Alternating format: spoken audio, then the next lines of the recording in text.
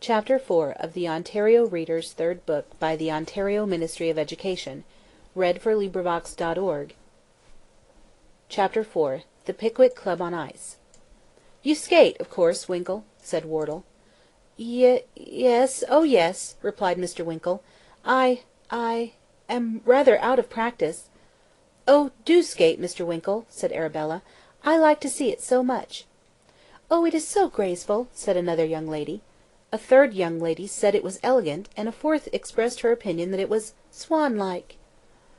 "I should be very happy, I'm sure," said Mr. Winkle, reddening, "but I have no skates." This objection was at once overruled. Trundle had got a couple of pair, and the fat boy announced that there were half a dozen more downstairs, whereat Mr. Winkle expressed exquisite delight, and looked exquisitely uncomfortable. Old Wardle led the way to a pretty large sheet of ice, and the fat boy and Mr. Weller, having shovelled and swept away the snow which had fallen on it during the night, Mr. Bob Sawyer adjusted his skates with a dexterity which to Mr. Winkle seemed perfectly marvellous, and described circles with his left leg, and cut figures of 8, and inscribed upon the ice, without once stopping for breath, a great many other pleasant and astonishing devices, to the excessive satisfaction of Mr. Pickwick, Mr. Tupman, and the ladies, which reached a pitch of positive enthusiasm, when old Wardle and Benjamin Allen, assisted by the aforesaid Bob Sawyer, performed some mystic evolutions, which they called a reel. All this time, Mr. Winkle, with his face and hands blue with the cold, had been forcing a gimlet into the soles of his feet, and putting his skates on with the points behind, and getting the straps into a very complicated and entangled skate, with the assistance of Mr. Snodgrass, who knew rather less about skates than a Hindoo.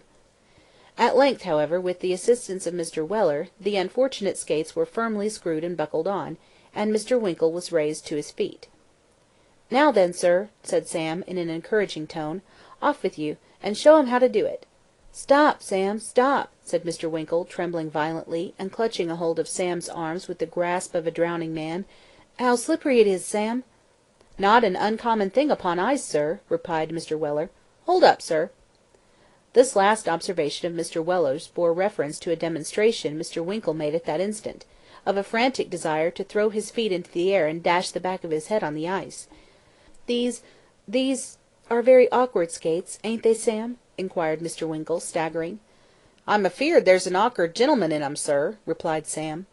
"Now, Winkle," cried Mr. Pickwick, quite unconscious that there was anything the matter, "come, the ladies are all anxiety." "Yes, yes," replied Mr. Winkle, with a ghastly smile. "I'm coming." "Just a-goin' to begin," said Sam, endeavouring to disengage himself. "Now, sir, start off." "Stop an instant, Sam," gasped Mr. Winkle, clinging most affectionately to Mr. Weller. "I find I've a couple of coats at home I don't want, Sam. You may have them, Sam."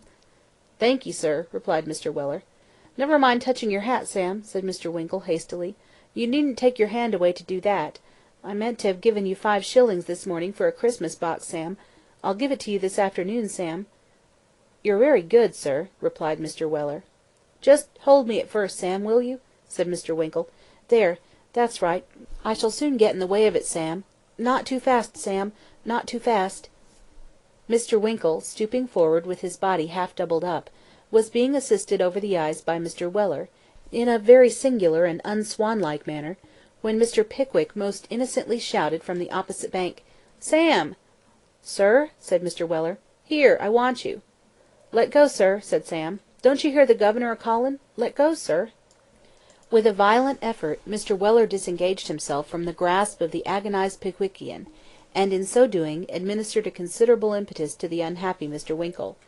With an accuracy which no degree of dexterity or practice could have ensured, that unfortunate gentleman bore swiftly down into the centre of the reel, at the very moment when Mr. Bob Sawyer was performing a flourish of unparalleled beauty.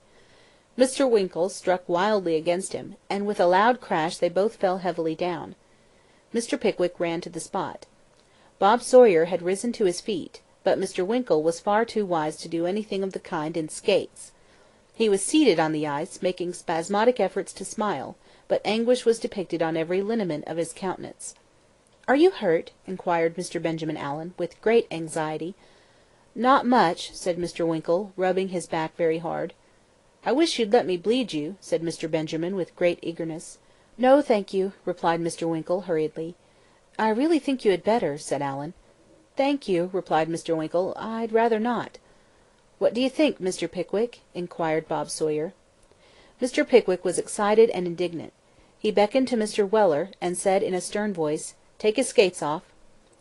The command was not to be resisted. Mr. Winkle allowed Sam to obey it in silence. "Lift him up," said Mr. Pickwick. Sam assisted him to rise. Mr. Pickwick retired a few paces apart from the bystanders, and, beckoning his friend to approach, forced a searching look upon him, and uttered in a low but distinct and emphatic tone these remarkable words: "You're a humbug, sir." "A what?" said Mr. Winkle, starting. "A humbug, sir. I will speak plainer if you wish it. An impostor, sir." With these words, Mr. Pickwick turned slowly on his heel, and rejoined his friends. Chapter 5. This recording is in the public domain.